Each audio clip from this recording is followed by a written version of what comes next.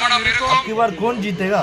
நான் ஏற்கனவே சொன்னது மாதிரி टीवी के கவர்மெண்ட் ஸ்கூல்ல டாய்லெட் வசதிகள்லாம் சரியா இல்ல. मेरी तरफ அதை से சரிப்படுத்தணும்னு சொன்னோம். உடனே இதெல்லாம் ஒரு பெரிய விஷயமா அப்படின்னு சில அறிவாளிங்க கேட்டாங்க. அந்த அடிப்படை வசதிகள் இல்லாததுனாலதான் ஒரு 12th ஸ்டாண்டர்ட் படிக்கிற பொண்ணு ஒரு அவசரத்துக்கு ஒரு காட்டு பக்கம் ஒதுங்கினாங்க. என்னாச்சு? இந்த உலகத்தை விட்டு போயிட்டாங்க. அதுக்கு என்ன காரணம்? இந்த மாதிரி அடிப்படை வசதிகள் இல்லாததான் காரணம்.